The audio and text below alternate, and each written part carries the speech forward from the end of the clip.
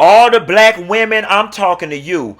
All the mamas, all the aunties, all the educators, listen up. There is a new web series out called STEM Queens, specifically geared to young black girls to expose them to and get them interested in all things STEM. There are awesome careers and a whole lot of opportunity in the area of STEM. Drop down in the description box below and subscribe to the YouTube channel and check out an episode of STEM Queens. Each eye should be a sister, not a twin. So, well, my cousins. Queens is a web-based series for young women of color, showing them successful, interesting, amazing black women who are killing the STEM game. Today, as our guest, we have Miss Fig O'Reilly. She is the first Black Miss Universe Ireland. She's a NASA data-nut and now a correspondent on Mission Unstoppable. Welcome, Fig. thanks for having me, Jatia.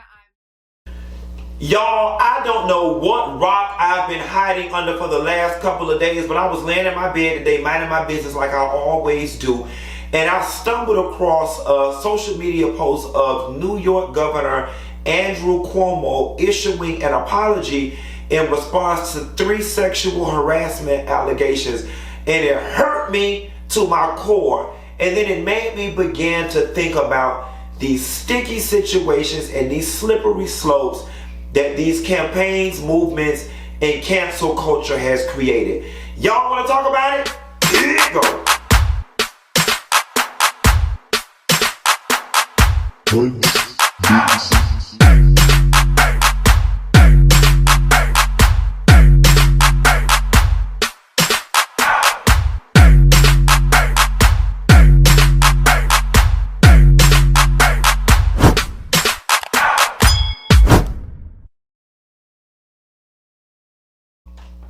Nessa girl, up until today, there was no wrong that the Cuomo brothers could do in my eyes. I love me some Andrew Cuomo. I love me some Chris Cuomo and his show and how he give them people, in particular them delusional Trump supporters and them crazy ass Republicans, hell. I love the Cuomo brothers. They were always rational, down to earth, logical people, and y'all know I tend to connect and have my greatest connections with people who are just predictable in their thinking. So it hurt me to find out that Governor Andrew Cuomo has now been accused of not 1, not 2, but 3 instances of sexual harassment or inappropriate behavior with 2 women that he worked with and 1 woman at a wedding.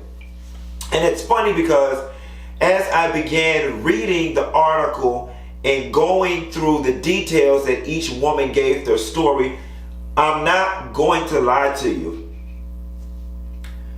I felt like he did it. I felt like what they said he did, that he did it. And then that opened up my mind to just a barrage of other thoughts, and I'm thinking out loud on camera with you guys, and I want to talk about it. So my first thought was, you know, we now live in a world where all a woman has to do is say a man touched her, did something inappropriate, and his life is over. That's one thought. We're going to put that in a separate box. It's independent of my next thought. My next thought is, damn, it has to suck being a woman in this world.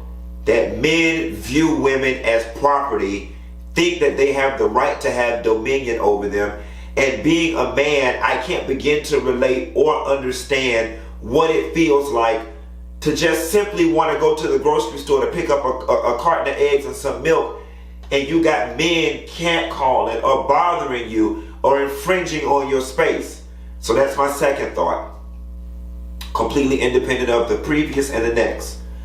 My third thought was, the Me Too movement has now re-educated us and helped us unlearn some behavior, and that when a woman says she's been raped, touched, or sexually harassed, that we are not supposed to re-victimize her by doubting her and asking for the details and just running her through the ringer with questions. The second part to that thought is, though, there's a shift in power and a slippery slope is created when we empower women in that regard, and they should be empowered. But it's also creating this dangerous precedent that when a woman says that she was touched or raped, that we're supposed to automatically believe it. That means that we automatically condemn the man.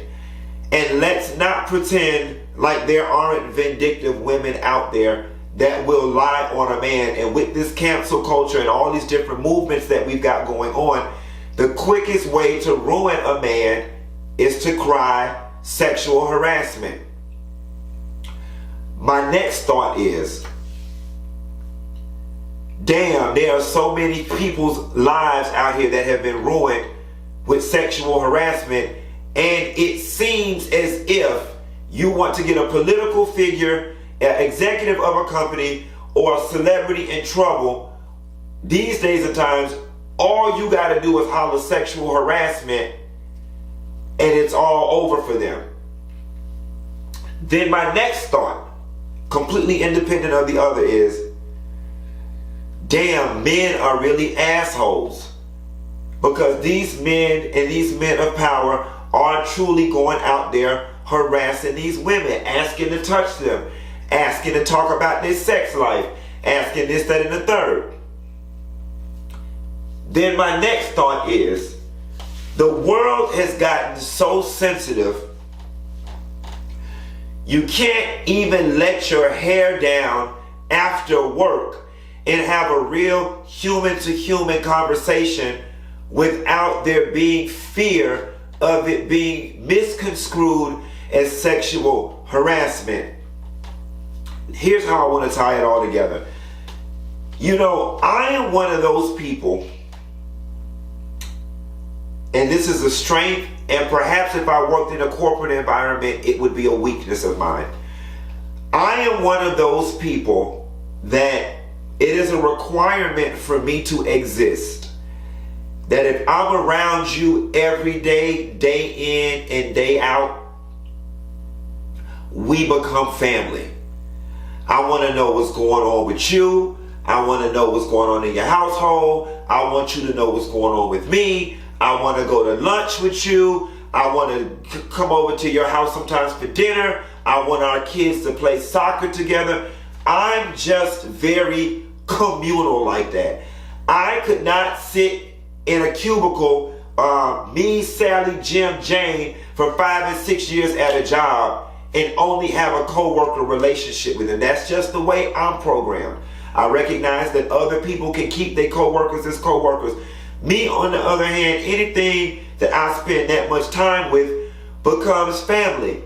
That being said, I'm glad I don't work in a corporate environment, because I would be the prime candidate of somebody who will fuck around and get too comfortable with some folks and mess around, and I wouldn't say find myself in a sexual harassment situation, but probably find myself in a situation where I've overshared, or maybe I've shared something deeply personal that somebody could run to the HR department and say made them uncomfortable.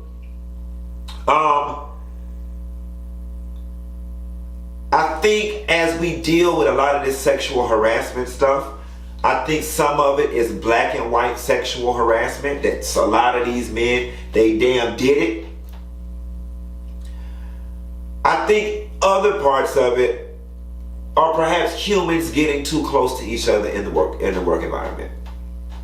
You know, you're a human before you're a boss. You're a human before you're a co-worker. You're a human before you're an executive.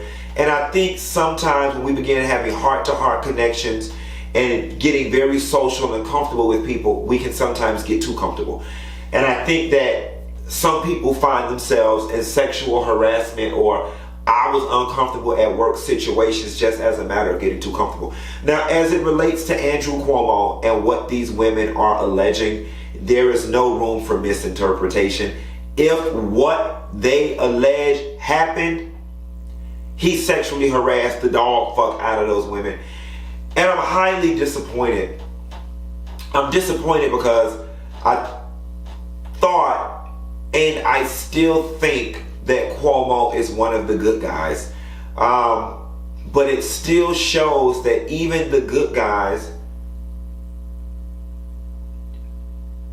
are men and misogynistic at their core. You know, there are a lot of things that could be attributed to his behavior, and it doesn't make it right. It doesn't. But Andrew Cuomo is of the age, and he does come from a time where men were able to be fresh with women in the workplace. And granted, he's a smart man. He's living in the 2021. He should know better. He should know better. And I'm not excusing his behavior whatsoever. I'm just attempting to explain how these things come about. I'm really disappointed. You know, one of the ladies speaks about Andrew asking her, you know, about her personal sex life, and is she into relations with older men. She goes on to state that it was obvious that he had a sexual interest in her. Another woman speaks about Andrew and her being on an airplane, and he was making advances, and she got up to walk away, and he kissed her. A third woman makes claims that she was at a wedding or whatever, and he put his arm on her lower backside, and then when she went to move it, he put his hands on his cheeks and looked at her in such a way where she felt uncomfortable because he asserted his physical dominance over her, that she was embarrassed and didn't know what to do. And you know what? It took me a while. It took me reading and going over a lot of these cases, particularly the Hollywood cases, to understand what intimidation and coercion looks like. You know what I'm saying? And when you are a 33-year-old aide at the Capitol or the governor's mansion or at the city hall building or wherever the hell these people work, and your boss is Andrew Cuomo, and he touches you inappropriately or says something to you inappropriately, you have a choice to make. Consider the fact that we live in a very patriarchal society, the good old boys club. If you're a woman, do I blow the whistle and essentially ruin my career? Because let's face it, okay, he may get in trouble. He may get fired. He may resign. It does not change the circles and the political circles that he still has access to. And one phone call to his poker buddies, now you're blacklisted. And it's unfortunate that women have to toil between getting their justice or having a lengthy career in said field because of men who abuse power. And that's where the intimidation thing comes in. Because people always say, well, they should have told, or she didn't have to sleep with them, yada, yada, yada, yada, yada. And you didn't. But the harassment comes in the fact that you even have to sit at the edge of your bed and toil over those types of thoughts. And it finally hit me. You know, granted, I'm gay. I don't feel that I've ever purposely or inadvertently sexually harassed a woman. At least I hope not. But it does suck. I don't know why. And granted, I wouldn't know why because I'm a man. But now I'm starting to open my eyes to the fact that it really does have to suck being a woman, navigating this world, always having to worry about being raped, touched, said something to inappropriately, or a man making an advance at you and you have to pick and choose how you respond because you don't want him to beat you up or go off on you or attack you in public. Like, that has to be a lot for women to have to brave the world under that mindset every day. And I think it also sucks that we live in a world where we teach women to go out of their way to keep from being raped by men, but we don't teach men to keep their hands, mouth, feet, and dick to their damn selves. Like, I think it's very unfair that women have to raise daughters in such a way where they have to put mechanisms in place to not be raped or touched by men, but we don't teach our men to not rape, touch, or make women feel uncomfortable. And it is time that we begin to pull this glove inside out and really do some reconstruction socially with some of these patriarchal constructs. We probably won't see it in my lifetime, but I definitely feel like a lot of these movements are making progress. I don't know. Y'all drop down in the comments and let me know how y'all feel about, the court of public opinion. When a woman says she was raped, are we supposed to automatically believe her? And if we do, what does that say for this man? That his career is automatically ruined because Sally over here said what she said. And what if it didn't happen? And normally by the time we find out that it didn't happen, it's too late. The damage is already done. So for me, I'm not going to lie to you. I've adopted the policy that I will step back and just not say nothing and look and investigate and try to get the details before I just come out and form an opinion. But I'm sorry, just the decent human being in me is just not, I can't go along necessarily with this. I'm just going to blindly believe you because you said it. Because the weight of what you said can ruin somebody's damn life. And I don't want to be a part of that train if it's wrong. Now, I'm not going to doubt you, but I'm going to take a step back and I'm going to try to gather as much information as I can before I move on. Y'all let me know what y'all think about that thought process and what y'all think about on this whole thing. I want to move on to another point. And this one really grind my gears. This one is on the more of the racial front. I have been sitting on this for a while. The other day, I read an article that was titled, Simpsons creator fined with non-white actors voicing the characters. So I think sometimes when it comes to race and gender equality, I think sometimes that we can overcorrect, right? I think white people in particular, they tend to overcorrect and give us things that we did not ask for in an attempt to pacify us and not to give us what we really want, which is top-level diversity in these networks and in these big marketplaces and these big corporations. Nobody asked y'all to take away cartoon acting jobs from white people. I don't think there's a black person, an Indian person, an Asian person, or a Spanish person alive that gave a fuck that a white person was doing the voiceover for said racial character.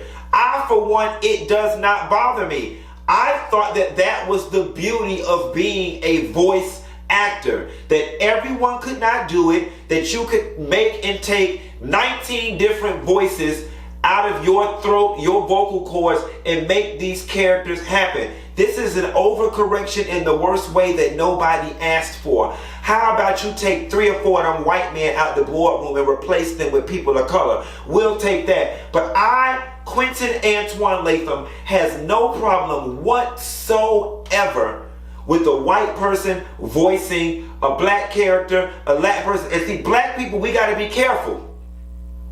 We got to be careful because in doing this, we're now taking food out of our own mouths. Y'all remember Freddie from Different World, Cree Summer. Well, after Different World ended, we didn't see much of Cree Summer, but she went on to become a huge voice actor. She's played a barrage of characters, including Susie Carmichael on Rugrats on Nickelodeon. So following this logic and looking at our sister, Cree Summer, who makes her money as a voice actor, when an opportunity comes up for a non-black character, is she not to voice it?